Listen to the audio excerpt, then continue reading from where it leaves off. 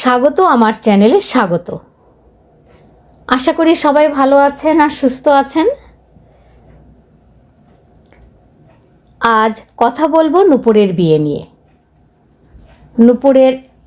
নূপুর একা একা বিয়ে করায় বেশ কিছু দর্শকের যেন গাত্রদাহ শুরু হয়েছে। কেউ বলছেন সে নাকি পালিয়ে বিয়ে করেছে, কেউ বলছেন না জানিয়ে বিয়ে করেছে, আবার কেউ কেউ প্রশ্ন তুলেছে ভক্তকে সাথে নেয়নি কেন, আরও কত কি। আচ্ছা ভাই, নূপুর একজন প্রাপ্তবয়স্ক মানুষ। স্বামীর মৃত্যুর পর সে দ্বিতীয় বিয়ে করেছে। সে তো আর রাতের অন্ধকারে স্বামীকে ফেলে রেখে অন্য কারো হাত ধরে চলে যায়নি। যদি তেমনটা হতো তবে বলা যেত পালিয়ে গেছে।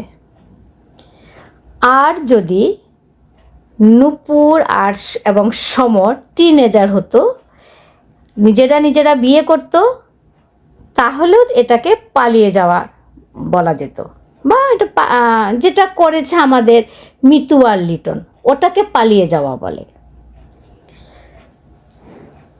কিন্তু দুজন ম্যাচিউরড মানুষ যারা অর্থনৈতিকভাবে স্বাধীন, তারা যদি নিজেদের সিদ্ধান্তে বিয়ে করে, তাকে কোনোভাবেই পালিয়ে যাওয়া বলে না।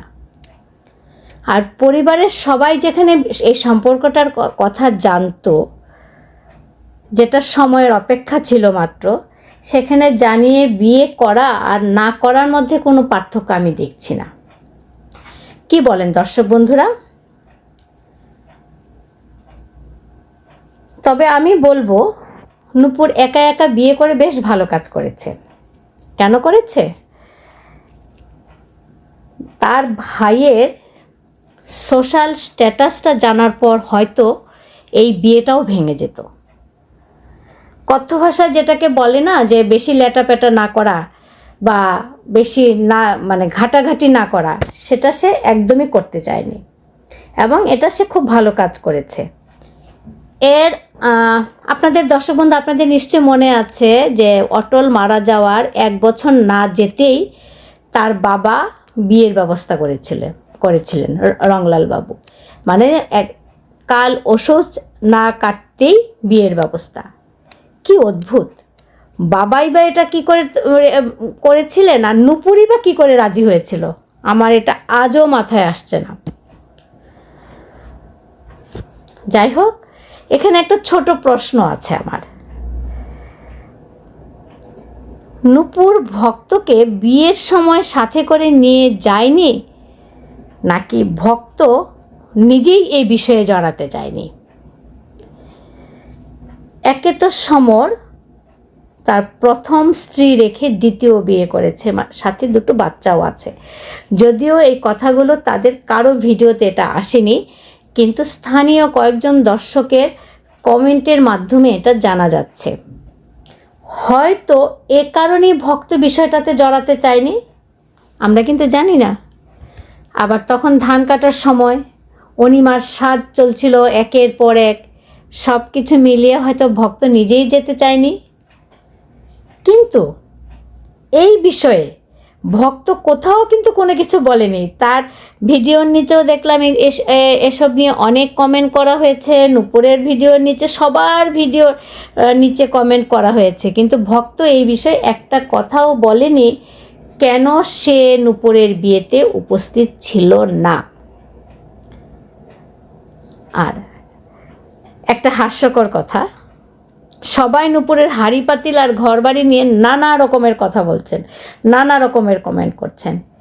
প্লিজ দর্শক বন্ধু, যাদের নূপুরের হাঁড়ি পাতিল আর ঘরবাড়ি নিয়ে সমস্যা আছে, তারা একটি বার গিয়ে লিটনের শ্বশুরবাড়ি থেকে ঘুরে আসুন। লিটনের শাশুড়ি তো 30 বছর 30 ইয়ার্স সংসার করছেন। ওনার কড়াইটা দেখলে কি খেতে ইচ্ছে করে? আগে ওইখানে গিয়ে হাউমাউ কাউমাউ করে আসেন, তারপর নূপুরকে একটু সেটেল হতে দিন, তারপরে না হয় কথা বলবেন নূপুরের হাঁড়ি পাতিল নিয়ে। আরেকটা কথা, এটা শেষ কথা, আমরা সবাই সমরকে মাথায় তুলে ফেলছি এখনই। মানুষকে বিচার করার সময় কিন্তু এখনও হয়, মাত্র কয়েকটা দিন হলো বিয়ে হয়েছে। সমরকেও আমরা একটু সময় দেই, নূপুরকেও আমরা একটু সময় দিই। সমর কেমন মানুষ তার সময়ই বলবে। আমরা আগে দেখে নিই তার নিজের, যদি এটা এখন পর্যন্ত যেহেতু ভিডিওতে আসেনি, আমি স্থানীয়দের কমেন্টের পরিপ্রেক্ষিতে বলছি যে তার যেহেতু 2টি সন্তান আছে আগের ঘরের, এবং নূপুরের একটি মেয়ে আছে, মানে টোটাল 3 জন। সে 3 জনকে কিভাবে দেখে? ইকুয়াল দেখে নাকি আলাদা দেখে? নূপুরকে কি সে প্রাপ্ত সম্মান যেটা দেওয়ার সেটা কি সে দিচ্ছে না দিচ্ছে না? মানে সবটুকু দেখে না হয় তারপর আমরা বিচার করি। নতুন নতুন কিন্তু সব কিছুই ভালো লাগে, সময় ফুরিয়ে যায়নি। সমালোচনা করার সময়, প্রশংসা করার সময় সব সামনে আছে। হ্যাঁ, তবে আমরা ভালোটাই আশা করব। তাদের দাম্পত্য জীবন ভালো হোক, অবনী একজন ভালো বাবা পাক, এবং যে 2 সন্তানের কথা আসছে তারাও যেন তাদের বাবার আদর পায়, তারাও যেন বাবার আদর থেকে বঞ্চিত যেন না হয়, সেটাও আমাদের আশা করতে হবে। এটা কি বলেন দর্শক বন্ধু? আমি কি ভুল কিছু বলেছি? তো আজ এই পর্যন্তই। যদি আমি কোনো কিছু ভুল বলে থাকি, এটা অবশ্যই আপনারা আমাকে কমেন্টে জানাবেন।